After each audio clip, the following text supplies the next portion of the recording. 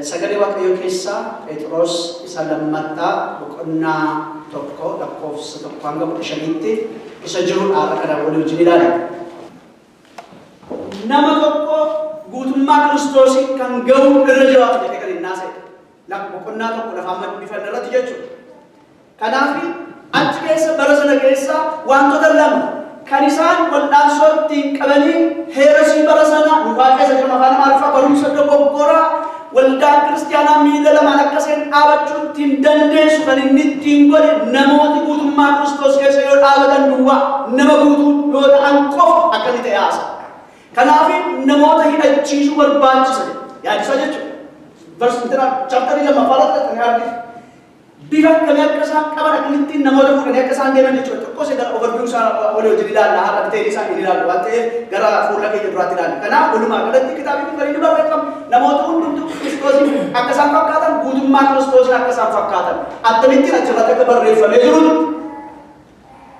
جالران رتكان نيجرو إيسا كيسا تكنو جرائي كي إلال تو لما تمو barumsa dogoggora waldaa kiristiyaanaa keessa jiru akkanui akkasaan ofirraa faccisuu danda'an kan isaan itti resist gochuu danda'an kan isaan miila lamaan dhaabachuu danda'an nama guutuu yoo isaan ta'an qofa akka ta'e haasa kanaaf kan isin ittiin kanaan mormitanii ce'uu dandeessanii nama guutuu yoo taatanidha yookaanis maachuritiidhaanii beekumsa sagalee waaqayyoo beekuudhaan isa jedhuudhaanitu kana barreessa kanaafi sagalee waaqayyoo beekuu akka isaan irra jiru sirriitti galagalanii lafa jiran hundumaatii galagalanii turning point sa iba galagalanii Kiristoos fakkaatan akka isaan jiraatan giddu galeessa akka isaan hin jiraanne ifaan sirriitti galagalanii jiru chapter 2 keessa yoo xiyyaatan namoota gadi hin jenne namoota raajii haasa'an proofesiidhaan lafa kan sochoosan garaa namoota kan qaban kan fuudhanii deeman waaqayyo akkas jedhanii garaa namoota akka barbaadan fuudhanii namoota deeman barumsa ciccimaa kan ta'e garaa namoota fonqol godhanii galagalchuu namoota danda'an akka isaan jiran chapter 2 keessa chapter 3 keessatti ilaallaa jechuudha. Kanaafi amalli barasana turanii erosiin barasana ture yookaanis barumsi dogoggoraa ciccimaatu ture. Sanchari isa jalqabaati Phexros kun inni ture bara gooftaa wajjin ture waan ta'eef sanchari isa jalqabaati maqaan ittiin kennamne yeroo sana garuun waa yaalloo miti boloota. Yaalloo miti waldaa kiristiyaanaa hundeedhaan kan sochoosu akka eegzibitiitti lafarraa kan sochoosu ture. Rakkinni barumsi dogoggoraa barasana keessa ture jechuudha. Kanaaf hedduudha baay'een isaanii Gnosticism warra jedhaman Gnosticism jechuun filoosofiidha filsifannaa yookaanis immoo falaasama bartoota keessa turedha sammuu namootaa garmalee kan qabudha akkas jedha fakkeenyaaf fooniif hafuura yookaan fooniif lubbuu adda adda baasa namni tokko foon qaba namni tokko lubbuu qaba spiriitis jedha hafuura lubbuus jedha nama tokko keessa hafuuraaf fooniif lubbuutu keessa jira hafuurri ariifidha gaariidha hafuurri cubbuu hojjetu foonni isa dogoggora keessa kan nu buusu wantoota confuse nama godhan baay'ee isaaniitu jiru macaafa kana keessa jechuudha barumsi dogoggorootaa kun Qolaasiyaas keessatti fudhattanii argitu Tasaloniqee isa jalqabaa isa lammataa keessatti fudhattanii argitu Yohaannis isa jalqabaa isa lammataa isa sadaffaa keessatti argitu Phexros isa jalqabaa isa lammataa keessatti Focusing isaanii inni guddaan kana ofirraa faccisuudha waldaa kiristiyaanaa eeguudhaaf jechuudha. Akkaataan inni itti deemu immoo adda adda. Fakkeenyaaf Qolaasiyaas boqonnaa dabalatanii yoo dubbifattanii ofeedaa foon coqqonaa sooma foon lafa tajjeessa foon dhowwadhaa waan inni barbaadu nyaata dhowwadhaa ejja dhowwadhaa wanta inni barbaadu hundumaa qabaate. Tasaloniqeen isatti iddoon fuudha dhowwate dubartoota isaaniitu wajjin abbaan manootii hamma isaan jireenya wal quunnamtii hin hojjennetti dhorku jechuudha. Dhorkaan dhowwaa qoraa intinaa keessatti immoo Qorontoos keessatti immoo boqonnaa 6 keessa yoo argitan immoo foonni haayaan waan barbaade. Garaan nyaataaf uumame inti godhee haa nyaata coggaarraa jedha. Maaltu isa dhowwe maaltu isa dhorke jedha. Hilli kudii waan isatti fakkaatu waan suusee hundumaa nyaata. Waan itti tola hundumaa nyaata. Waan itti gammade hundumaa akka gammadu achirratti garaan biddeeniif kan inni jedhu. Sinii kana nettaa jechuudha appilikeeshinii isaa. Namoota akka barbaadanitti jiraachuu barbaadan akka ta'e sagalee waaqayyoo nutti. Namni keenya gaafa Kiristoos Yesuus du'aa ka'u deebi'ee lubbuu haaraa ta'e foon haaraa ta'e waan ka'uufi lakka qulqullummaa Kiristoos du'oota keessaa ergi ka'e fooniin ergi ka'e innis qulqulluu waan ta'eef nadha keenya akka barbaanne hin goonu isa jedhu haasa'a. Kanaaf nadhi keessa mana qulqullummaa Waaqayyooti kan inni ittiin jedhuufi akka barbaanne goonu waan jedhu. Akka barbaanne goonu akka waanti tole hanaaf suusalee hin dhiisin kajeelee hin dhiisin luugamarra keessan kaasaa dhugaatii yoo barbaachise nama ija keessan bareeda wajjin waan barbaadan ta'a isa jedhu jechuudha. Jira miti bara kana keessa. Obboleetti tokko biyya Yurooppii kana Jarmanii naaf dhufee torban kana waldaan isaanii keessatti kan isa inni itti ta'e abbaan barbaade abbaa manaa haadha manaa ta'anii waliin jiraatu. Abbaa manaa haadha manaa ta'anii waliin jiraatu. Fakkeenyaaf haadhi manaa bituu abbaa manaa seetii wajjin akka qabattee deemtu dhiira bareedaa tokko argitee. Dhiira bareedaa tokko argitee abbaa manaa ishee ayyamsiisti. Saboonni akka amana irraa galutti saawwatiin dhaqee waan barbaade ta'ee jiraadha. Dhiiga manaa godhee inni nayyama innis yoo gara waa ilaalee ni ilaala. Baay'ee walii akkas kanatti. Nami waan barbaade baranni itti ta'u. Nami waan yaade baranni itti ta'u. Luugama baran qabu. Bara sanaa wal fakkaata. Kanaaf nama akkasii akkaasa. Gnosticismiin akkan isin jedhee foonni waan gatii hin qabne akka ta'e hafuurri barbaachisaa akka ta'e giddu galeessa namni mucaan namaa yoo waaqayyoon argatu hin dandeenye giddu galeessa waan tokko waaqaaf nama waan agarsiisu jiraachuun akka sarara jiru kanaaf kan kana fakkaatu haasaa Gnosticismiin. Kanaaf bara sana keessa tokko kun waldaa kiristaanaa miila tokkoon kan dhaabu saganaadha. Waldaa kiristaanaa miila tokkoon kan dhaabu saganaadha. Akka kan Phexrositti immoo Phexros 2:2 yoo danda'e ilaalle fakkeenyaaf lakkoofsa tokko banattanii yoo laaltanii raajota sobduutu ka'e. Baay'ee wayi raajota sobduu jedhatuun ta'e isin gidduu jiru. Wanti isaan hojjetanii amma Kiristoosiin isin harkaa buusanitti deemu. Gooftaa amma isin harkaa buusanitti amma hamma kaachisiisan dinaa amma namni godhutti deemu.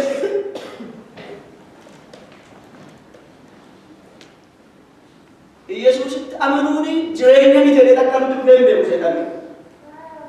Maaliif hin jedhu akka nuyi fudhannee deemu seetanni. Ragaasa Yesuus jireenya miti yoo jedhee lakki jireenya inni gurra qabadhee jiru. Miti yoo eenyu yoo dhufu ergamaa waaqarraa yoo dhufu nu warra mana kana keessa jiru churchi kana keessa jiru Yesuus jireenya miti yoo nuti amma lubbuu keenya akka deemne Yesuus jireenya. Akkamittiin jireenya ta'e hundumaa keenya akka jireenya ta'e akka inni itti mul'ate dhugaa baanaaf. Kanaaf dhugaa qaaduu hin danda'u nan argaan gooftaa jennaan akkasittiin deemu sistamiin sana. Hin borobbora jireenya namaa nyaata hin dhiqa guyyaadhaa guyyaatti abidda gooftaa nu keessa kaayyachiisa. Akka kanatti utuu deemsisu jirra utuu jennu akka keenya keessa. Kun fakkeenyi inni gaarii Saamsoon.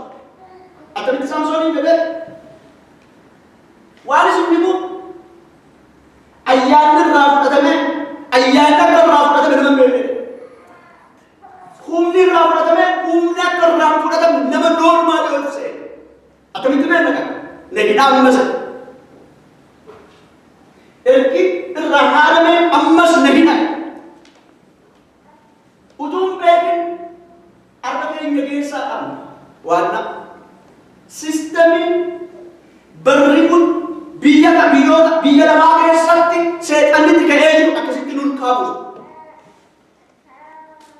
Akka keessaa of dhabnu jireenya keessaa of dhabnu taanee of argannu akkuma hafuurri waaqayyoo qaba hafuurri waaqayyoo sun keessatti hojjetu garannitti qilleensa humbeettan jireenya keenya kompiiliitii jijjiiree nama biraan godha akkuma ni jedhu utuun beekin nama ormaa faana argamu. Nanda Kiristoos keessa baanee argamne tuuf hin beekin. Kanaaf macaafa qulqulluun yeroo hundumaa qoroof ilaalaa kan hin jiru jechuudha. Kanaaf jarri kuni raajii haasa'u maqaa waaqayyootiin raajii haasa'u Kiristoosiin garuu giddu galeessan godhu. Nabii yookaanis raajota jedhamanii maqaa waaqayyootiin namoota haasa'an garaa namootaa yaada namootaa atteenshinii namootaa namoota saba nuti fidan yaada mataa isaanii kanaasa jechuudha. Barsiisota. Amma tokko ayyonos as keessa jirtu yaadu qorra nama tokko raajii kan qabamu. Kan isaanii raajii gadhee miti. Garuu qoraadhaan. Qoranii laluun ga'a. Kun sagalee waaqayyooti gadi hin jiru. Cubbus miti. Qorree naannoo waaqayyootu nuuf kenne. Ar'as kan namooti hedduun ar'ayyuu kan isaan gooftaatti dhiisan. Namooti hedduun amanamummaa waaqayyo akka isaanii keessaa kan bu'e waaqayyo akkamnaan jedhee soba jedhu. Waaqayyo perfektiidha, waaqayyo dhugaadha, waaqayyo waan jedhe raawwata, waaqayyo hamma jedhe dhugaa, waaqayyo eenyummaa keenya irra dhaabatee nutti naasa'u, waaqayyo waan isa danqu jiru waan haasa'utu, waaqayyo hin sodaatu, waaqayyo gaaffii bejataa qabu, waaqayyo yeroodhaaf gaaffii yeroo waan barbaade ijoollee isaatiif kennuuf inni amanamaa. Kan nu sobu waaqatu hin ta'in nama. Kana beeka. Namoota akkasitti namni harkaa ce'uu danda'a. Namni foon dadhabaa keessa taa'ee humna waaqayyoo dabarsa dogoggoruu danda'a. Namooti hedduun garuu raajota hedduun garuu giddu galeessa waaqayyoof nama gidduutu hin ta'in waaqayyoo namoota waaqayyootti qalaata godhani. Kanaaf bara kana keessas jiru. Kana rakkinni isaanii inni guddaan lakkoofsa tokko keessatti amma isaan kaadanitti amma isaan waaqayyoon dhiisanitti amma isaan booddeetti deebi'anitti namoota waaqayyo booddeetti hambisu. Gadhiisiidhaan waan jiraataniif lakkoofsa lama gadhiisiidhaan waan jiraataniif jireenya gadhiisiitti waan jiraataniif freedom waan ta'eef namni waan barbaade waan godhuuf gadhiisee lakkoofsa lama. Afaan Amaariffaa maddaalaata. Afaan Oromiffaa gadhiisiidhaan waan deemaniif waan barbaadan gochuun rakkoon qabu. Waaqni kun iyyuu isa namichi kan maaliif uume? Ergin barbaachifne maaliif akka nuti gammadnuuf gammachuu keenya waan barbaadu sacrifice barbaadu uumaan goone gammannee garbinani. Namoota jedhanii har'as jira. Kitaabiin kana barreeffame. Dubbii mataa isaanii of keessaa fuudhanii odeessu. Lakkoofsa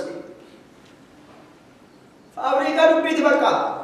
Waan xinnoo tokko yoo argatan dabaloo godhanii waan tasaan haasaa waan biyya lafaa ta'u. In odeessu. Baalii galanii waan hin jirre jedhanii waan hin jirre waan jiruun hin jiru jedhanii waan isaanitti fakkaatu dhowwuudhaan harrabni isaanii kan hin dhowwamne waan barbaadan haasa'u ittiin ulfaatu harraba isaanii ittiin ulfaatu. Kiristiyaanota waldaa kiristiyaanaa keessa jiru. Kanaaf dubbii mataa isaanii fuudhanii odeessu olii gadi dha'u. Kudha sadiirraa qajeelaa isaanii hundumaa raawwachuudhaan waan danda'an hundumaa godhu.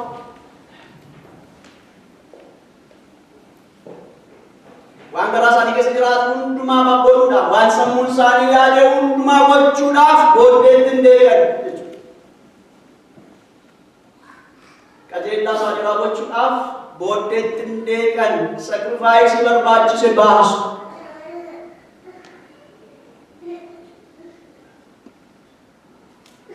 Iji isaanii yeroo hundumaa hawwii qajeelaatiif halalummaatiif cubbuu hojjechuurraas aara hin galfatan. Macaafa kana keessatti yoo xiqqaate boqonnaa tokko keessatti efertu waan jedhu gosa jaalatu. Dhimmu jedhama. Dhimmu kana ta'uuf dhimma. Gooftaa fakkaachuuf dhimma. Mootummaa waaqayyootti galuudhaaf dhimma. Ija afuuraa irratti barreeffame achirratti godhachuudhaaf dhimma. Hammas kana bira geessanii guutummaa kana bira geessanitti ani dhimmuurraa calinje isin yaadachiisuurraa calinje amma foon kootiin lubbuu koo daddabalutti jedhe haasaa Phexros. Isaan immoo garagalchoo isaanii hawwii foon isaanii raawwachuutti saree maraatu aaran galfatan tas garaa keessaniif yaada namaa qofa kan godhu isaaniif gammachuu isinii lafarraa kan balleessu isaaniif gammachuu. Kanaaf tiimiin isaanii guddaan kun barreeffamee fi isa taanee jiru. namoota jabaatanii hin dhaabanne wal dhaalchisanii kiyyoo isaaniitti galfatu. Daa'ima barbaadu. Daa'ima liqimsuudha. Daa'ima kanaaf jabaadhaa. Kanaaf sama hin baay'isa. Maal jedhanii daa'ima gaafatu? Maal jedhanii daa'ima liqimsuu? Isatti aanurraa argatu.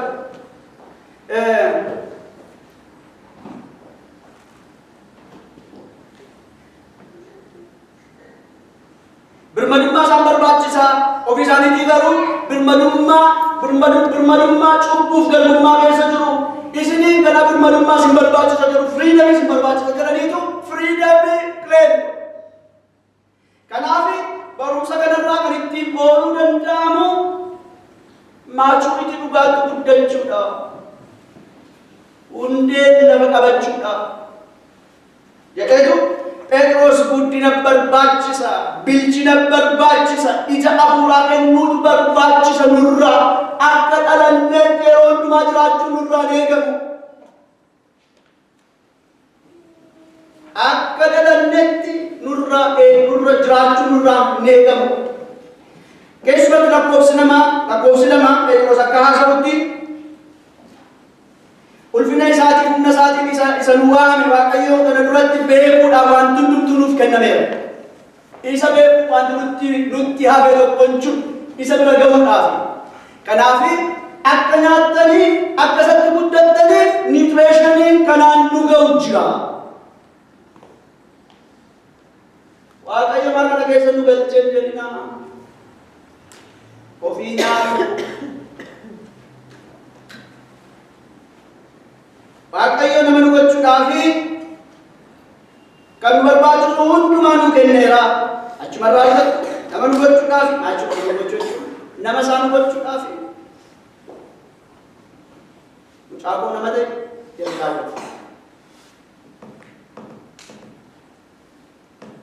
Nama tokko dhalachuu qoobame mucaan keessa sa'aatii isheen dhalattee kaanee waan duukaa dadhabnu beektu. Dhalachuun barbaachisaadha. Dhalanii daanii lafatti gatuu miti. Waan barbaachisu nyaachisu nama geessa gochuutu nurraa eegama. Nannasaarraa hirmaattoota akka taanuu fi kallattii hundumaa fi guddina nu barbaachisu akka nu guddannu haasa.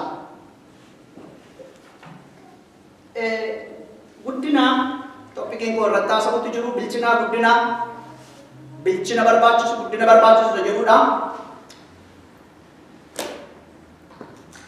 Dhalannee irraa guddinni barbaachisu garuu nurraa eega.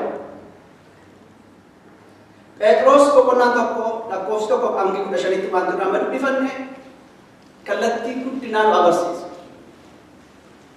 Macaafa keenya keessa iddoo hedduu yoon isinii dubbise woordi aktiivii ta'an nutti taasisa.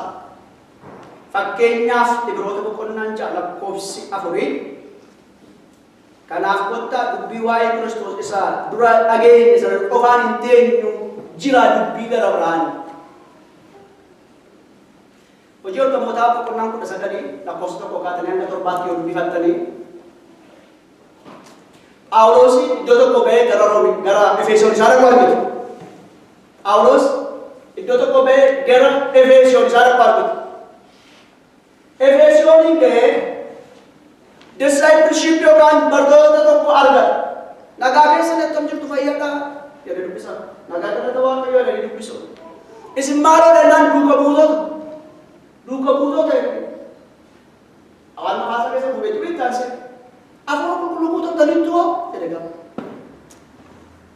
19 tokko hanga 7 yaa afur qulqulluu takka besma takka dhageenyee beenu bare afur qulqulluu moo naati Kiristiyaan afur qulqulluu garuu beeka lafa nu jirtu wanti nu hin beekne baay'ee jira Kiristiyaan keenya qofa miti. Lafi nuyi hin geenye baay'ee jira. Eebbi nuyi hin nyaanne baay'ee jira. Deddeebi'uun lafa nuyi irra deddeebi'uun barbaachisu hedduutu jira.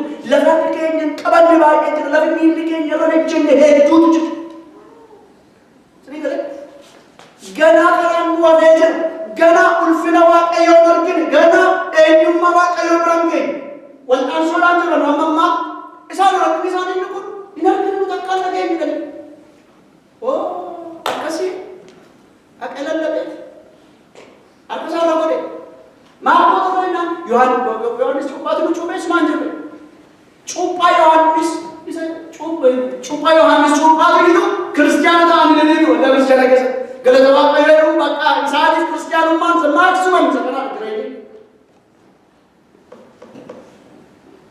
lafi isaan gaanii warri isin kiristiyaana yoo isaan himatan lafi isaan hin geenye hedduu jiru hunduma geenye lafti nuyi hin geenye hedduutu jiru lafi nu wal'aansoon hin jiraanne lafi nu ulfinaan jiraanne lafi nuyi waaqayyo biraallee ulfina waaqayyootti arginu lafi nuyi gooftaa fuula isaa duratti argine lafi nuyi rivaayivaadhaan guutamu lafi nuyi diina keenya miila keenya jalatti gooftaan caccabsee diina keessa jiraachuu hedduutu jiru saganaaf ifatti barbaachise aamanii barbaachise kanaaf iddoo kana keessattis daa'imummaatti nafinaa cuuphanii akka irra godhanii wantoota adda addaa kana keessa baha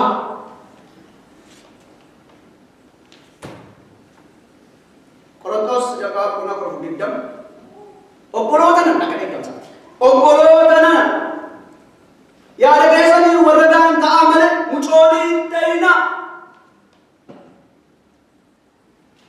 bal'adolee qabsaa ta'e daa'iman ta'ina yeroo hundumaa namni nu nyaachisimmi ispooniidhaan yeroo hundumaa namni daa'ibbarii nutti hin jijjiirin namni hundumaa yeroo hundumaa abiddarraa nu eegin yeroo hundumaa boolla keessaa nu eegin yeroo hundumaa namni mana xiqqaanitti nu geessu of dandeenya gabaabaa akka nu banutti mataa keenya wanta illee nu gufaasisin gooftaa adda baafnee beenna isa jedhu gooftaa adda baasaa beekaa daa'iman ta'inaa mukaan baalli nu rakkisin waan hundumaa uffadhaa gooftaa laala isa jedhu baasaa kanaaf shanis akkasuma Ibroota boqonnaa shan lakkoofsa kudha afur daa'iman ta'inaa Efesoon afur fedhaatti aktiivi tochaa Phexros lammataan lama kudha ja'a Qorontos jalqabaan lama kudha ja'a lama ja'a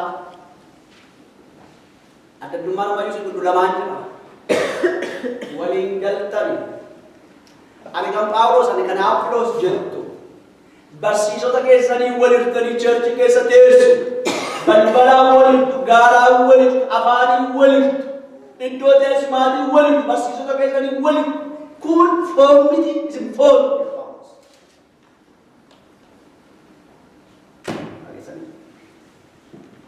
waldaa kiristiyaana kamiin naqanii foonummaan isaatii nama fuudhaa ta'uu isaa bal'ata baasa mukaa baalatti wal caccabsanii mukaa baalatti Roomee boqonnaa saddeet baasaa akka fooniitti yaadu Phexros boqonnaa Roomee boqonnaa saddeet akka sakkeetti yaadu akka fooniitti yaadu nuuf hin kennamne akka fuudhaatti yaadnamu akka namoota istaatusii isaanii gooftaatti siqee akka namoota waaqayyotti yaadu nuuf kennamne upgrade of goone jechuudha akka namoota fuudhaa akka namoota waaqayyotti akka ilaalcha gooftaatiin ilaaluu duraa eegalu asitti guddadha Kabbalaan walitti naa jimaadhaan adii ture jimaadhaan gurraacha ture kaatolichooti kan sana dadatti ba'an jechuudha adii haa ta'u gurraacha ta'u baasaa karaa wantoota xiqqaa waan ishuu ta'an diinii guddaa hin taane irratti waldaa sana kan inni walchu akka fooniitti yaadudha wantoota bu'uura ta'an beekaa kan hin taane irratti kanaaf as keessa ba'a as keessa kan nu baasu tokkumaan sagalee waaqayyooti kanaaf kanatti guddadhaa Siapa yang bahasa itu? Jirenya jira, wakai jirenya wajib kedua ni, wakai amanti wajib kedua ni, wakai ilal cecar kedua ni, wakai didik acar kedua ni, ulfinat tidak diluar sampai itu. Torban tu, pantota jangan bukan torban sana betul jelas. Akkamitti jireenya kiristaanummaa akka ni jijjiiru amma garuu mee torban kana akkasitti yaadaan nama mul'ata 21 wanarasa Ibrot from Kasagari Karahar Matthew Demi Sateti Kapuhar Isaiah of the Mississippi Sagari Wanhara American Iskale Kasate so Domitoko Garahar speaker Farsa so Domisani Sadi Amas Revolution Sagan Farsa Hara speaker Isaiah Jadamisha Torpa Petros is a Matas impression Wakahara Lahara Wantu Taharam Pageti Naputi Taka and the Rantarsan Wantu Tahara Achkesa is a case of Wallaby family. And it is barbaric. One of my kids, a lot of one by Yena, willful and living a case. Advocate will come with another relative. Left it to our Leonida Dogger relative. Turgai Madavature, to not manager, Manaroke. Manaroke to run, Manaroke. Bunavan to run, Lava to know to Chandler to go get at the planning, Mugavanabani, Bunavataruka, and then over she don't pay Jabana generate. Never put find out what is happening. Why you Jabana? Manaku, Jabana.